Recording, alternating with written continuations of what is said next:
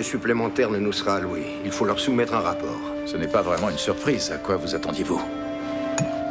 Sergei, c'est au-dessus de mes forces. Ce n'est pas un travail pour moi. Je suis navré, mais je vais leur donner ma démission. Je vous en prie, Vassili, reprenez-vous. Vous êtes tout à fait à la hauteur. Dites-leur seulement de continuer à tester les moteurs. Je m'occuperai du reste à mon retour. Pour ne rien arranger, la NASA a mis au point un nouveau vaisseau spatial, le Gemini, et elle envoie des hommes dans l'espace presque tous les 2 mois.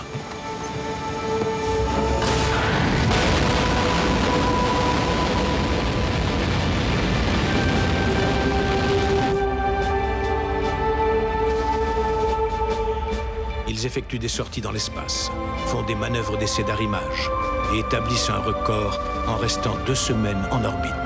Un prélude à la mission Apollo qui doit les conduire sur la Lune. Sergei, il faut que tu lises ça. Korolev ne dispose de rien qui puisse rivaliser. Il nous laisse loin derrière.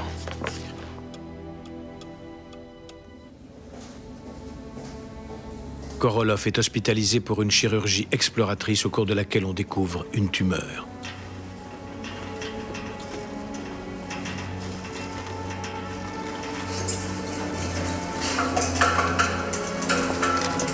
Est-ce que tout se passe bien?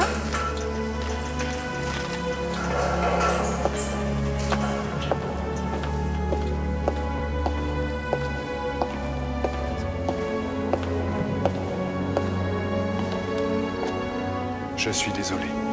On n'a rien pu faire.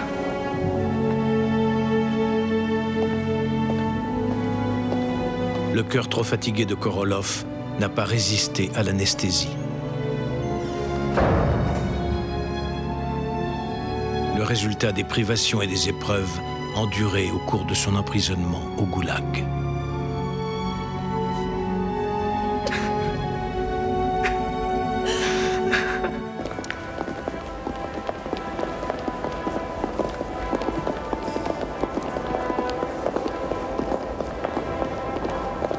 Après 20 ans passés dans l'anonymat, le président du Soviet suprême, Leonid Brejnev, décide de révéler le nom du génie qui a conçu le programme spatial soviétique.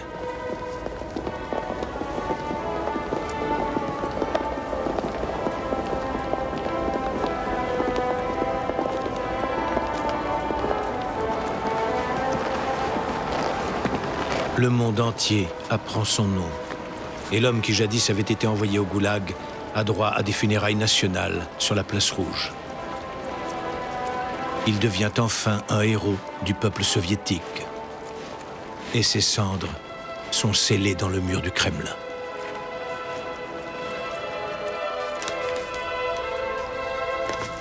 Werner von Braun découvre enfin l'identité de son plus grand rival.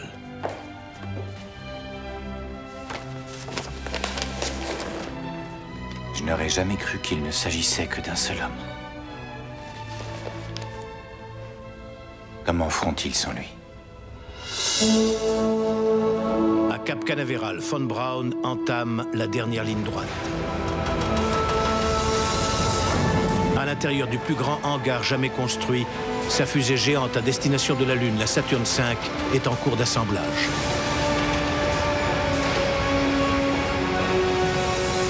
La NASA est quasiment prête à mettre en route la mission Apollo. Le 27 janvier 1967, les astronautes Gus Grissom, Ed White et Roger Chaffee pénètrent dans la nouvelle capsule Apollo pour un ultime entraînement au sol. Ce qui va se passer va plonger le programme lunaire dans une crise grave. Capcom, je ne vous reçois pas, répondez. Apollo 1, ici Capcom, maintenant vous me recevez? Oh, c'est Dieu. Apollo 1. Capcom, Apollo 1. Si je ne vous reçois pas à 8 km de distance, qu'est-ce que ce sera sur la Lune? Une étincelle transforme subitement la capsule en un terrible brasier.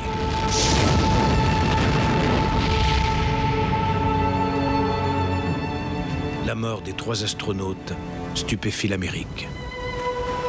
L'étincelle a enflammé l'atmosphère de la capsule composée d'oxygène pur.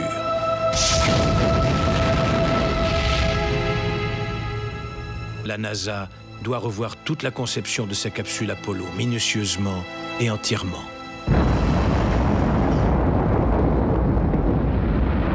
À peine 3 mois plus tard, les Soviétiques sont prêts à tester leur équivalent de la capsule Apollo, le Soyouz.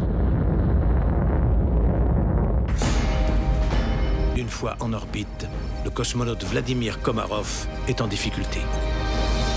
L'un des panneaux solaires refuse de s'ouvrir et prive la capsule d'énergie. Le panneau ne bouge pas. Aucun des instruments ne fonctionne. Il faut tenter une réentrée immédiate dans l'atmosphère. On va réduire la consommation d'énergie du Soyouz en orbite.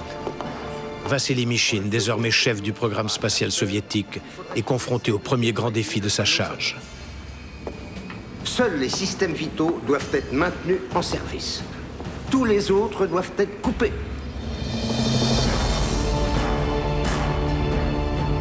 Au cours de la 13e orbite du Soyouz, le système automatique de réentrée lui aussi tombe en panne. Les chances de survie de Komarov sont très minces. Son seul espoir est de piloter lui-même la capsule en détresse jusqu'au sol. Convaincu que cette tâche est impossible, Mishin appelle l'épouse de Komarov qui vient lui dire adieu.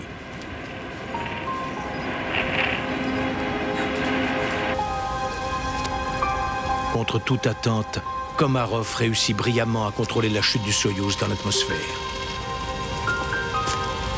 Mais à la suite de la défaillance des parachutes de la capsule, il meurt lors de son écrasement au sol. Pourquoi avons-nous à subir tous ces échecs, hein? Je vais vous le dire. Travail grossier, mauvaise méthode, approche approximative, et tout le monde trouve toujours une excuse. Le système ne fonctionne pas. Je n'arrive pas à obtenir ce que je demande. Des excuses qui ne servent qu'à couvrir le laisser-aller et le travail mal fait. Mishin a de plus en plus souvent recours à l'alcool pour résister à la pression. Il était donc de mon devoir d'en informer la commission d'État. De les informer qu'à cause de ce 3e échec, il nous sera impossible de célébrer le glorieux 50e anniversaire de la révolution bolchevique en envoyant des hommes dans l'espace.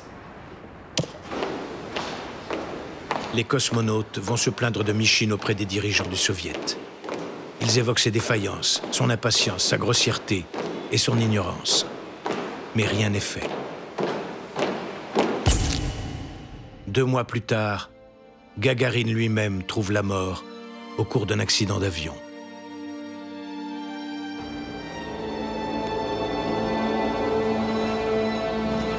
La disparition de Gagarine, si peu de temps après celle de Korolev, assène un coup terrible au programme spatial soviétique, qui vacille au bord de l'effondrement.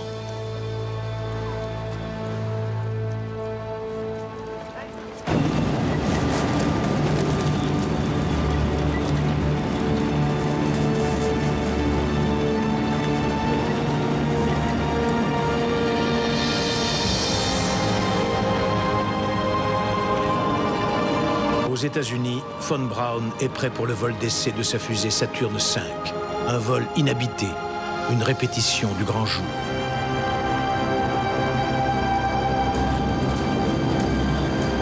Du haut de ses 110 mètres, elle pèse plus lourd qu'un croiseur. Le poids le plus important qui ait jamais quitté le sol. 150 personnes sont nécessaires pour contrôler le compte à rebours.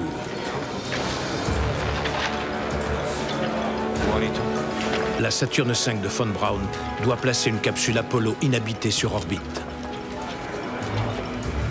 On y est. Tout a été vérifié? Par mesure de sécurité, la presse est cantonnée à plus de 5 km de là.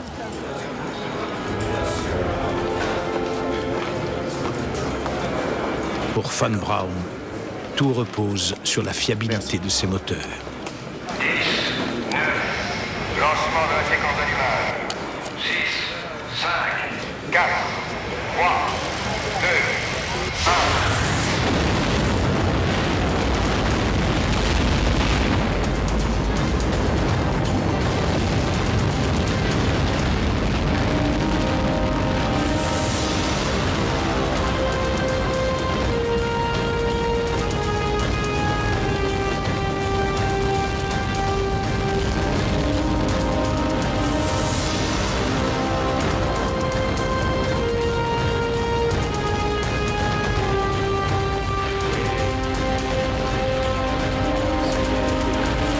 Excepte l'explosion d'une bombe nucléaire, la Saturne V est ce que l'homme a construit de plus bruyant. Son décollage est ressenti par tous les détecteurs de secousses sismiques des États-Unis. Pendant 125 secondes, le vol se déroule parfaitement. Salle de contrôle. À vous. On perd de la puissance. Bien reçu. On a un problème. On a un effet Pogo de plus ou moins 10 G. L'effet Pogo, de puissantes vibrations le long de la structure du lanceur. Si elles s'accentuent, elles provoqueront la destruction de la fusée. Fréquence de l'instabilité de la combustion? 5 à 6 cycles par seconde.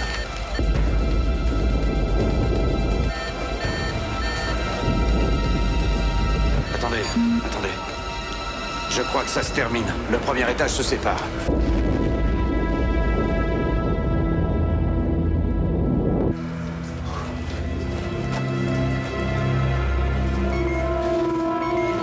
Moteur coupé. Lequel? Propulseur 2.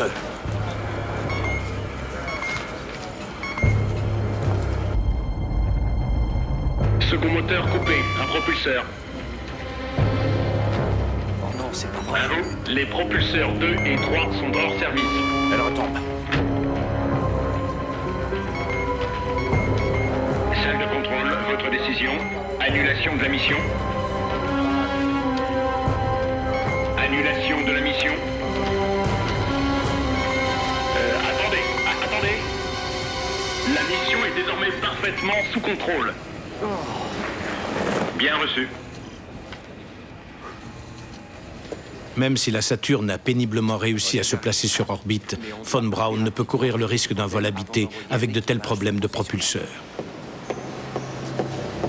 Les Soviétiques ont eux aussi des problèmes de moteur. Leur nouvel ingénieur Nikolai Kuznetsov a dû ajouter des moteurs supplémentaires pour fournir plus de puissance. Le premier étage compte désormais 30 moteurs.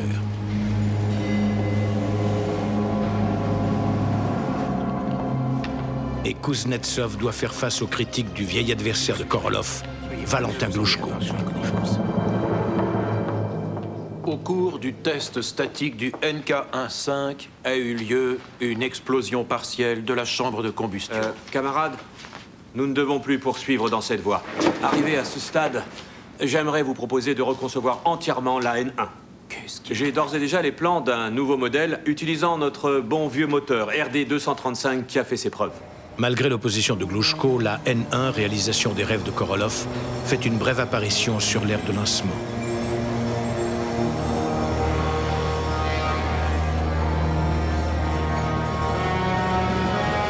Mais les ingénieurs découvrent des fissures dans son revêtement extérieur. On a des nouvelles? Non, rien encore. Est-ce que les études que j'ai demandées sont... Werner, on vient de recevoir un rapport en provenance de la CIA. Les Russes sont sur le point de placer un équipage en orbite autour de la Lune, peut-être avant la fin de l'année. Avec quoi? Voici des clichés top secrets pris par satellite de leur aire de lancement de Turatam. On y voit une fusée de la taille de la Saturne. Selon nous, il faudrait que le prochain vol de la Saturne V, Apollo 8, place des hommes en orbite autour de la Lune. C'est de la folie. Aucun vol d'essai n'a eu lieu depuis qu'on a eu des problèmes de moteur et de vibration. Je sais, mais on ne peut pas les laisser y arriver les premiers. La nation qui enverra des hommes autour de la Lune y gagnera en prestige. L'effet de propagande sera massif. Ce que vous me proposez, c'est de mettre des vies en jeu. Peut-être, mais si nous avions couru de plus grands risques, le premier homme de l'espace aurait été américain.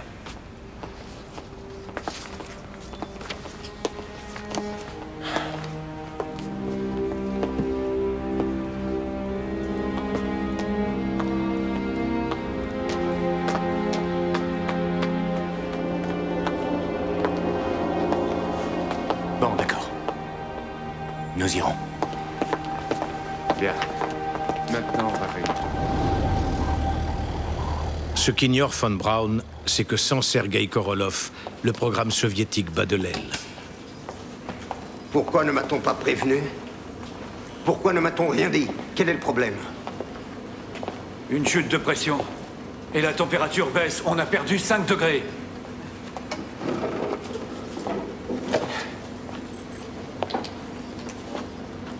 Vassili Pavlovitch, s'il vous plaît. Laissez-nous. Je partirai quand je voudrai.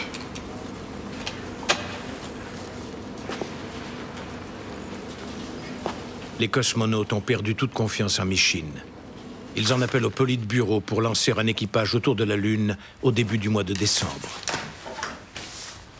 Ils sont tous prêts à risquer leur vie pour battre les Américains.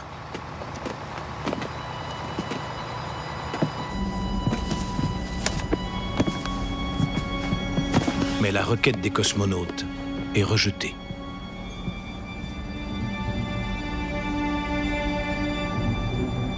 Bonne chance, les Américains. Bonne chance.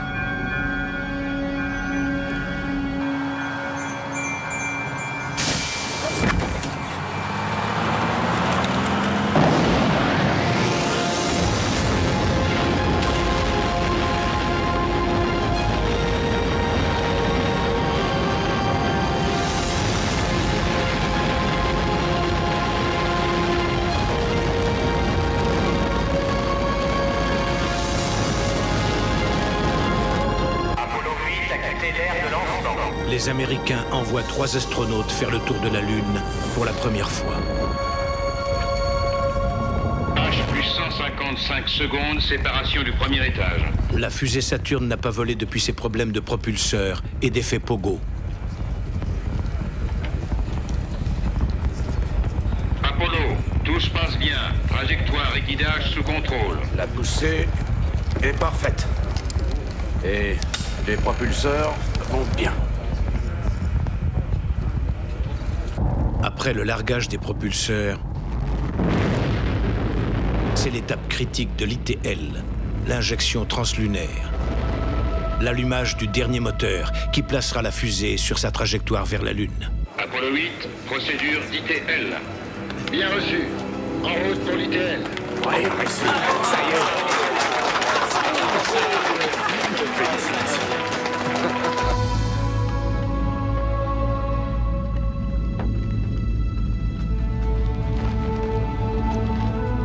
Le commandant Frank Borman, Jim Lovell et Bill Anders doivent parcourir 380 000 kilomètres dans l'espace et se placer pour la première fois en orbite autour de la Lune. La veille de Noël, les membres de l'équipage d'Apollo 8 deviennent les premiers êtres humains à contempler la surface de la Lune. Lorsqu'ils disparaissent derrière la Lune, tout contact radio est perdu.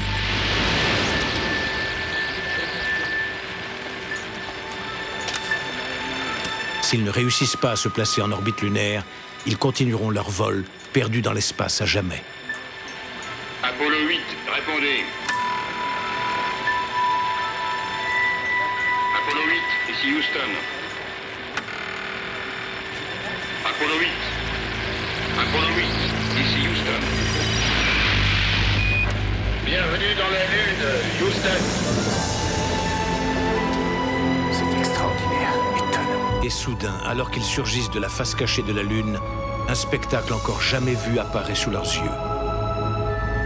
Le clair de terre qui illumine la surface désolée de la Lune.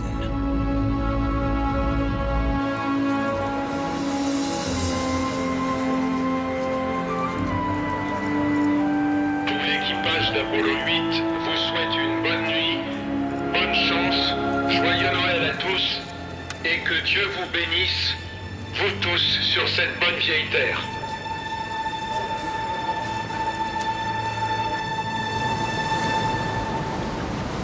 L'équipage d'Apollo 8 s'est approché à moins de 120 km de la surface lunaire. La prochaine étape est de poser réellement un homme sur la Lune.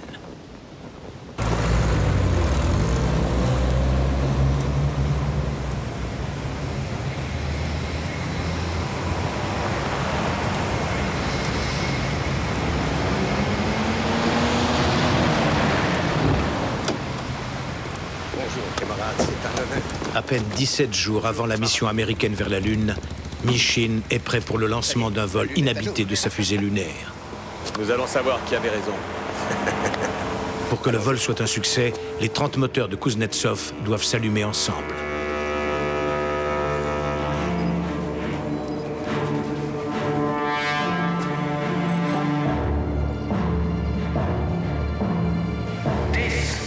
8, 7, 6, 5, 4, 3, 2, 1.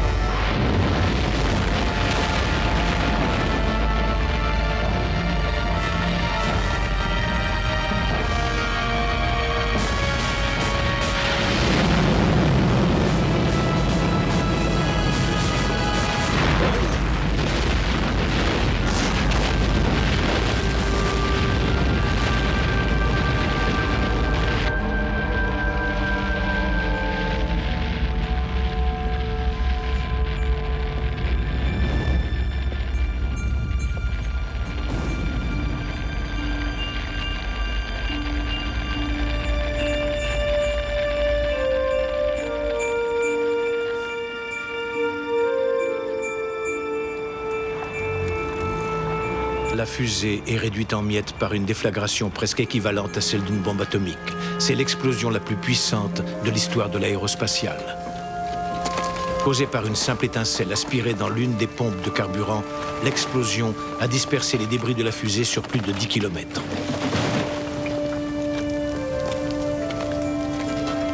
Cet échec restera secret d'État pendant 20 ans.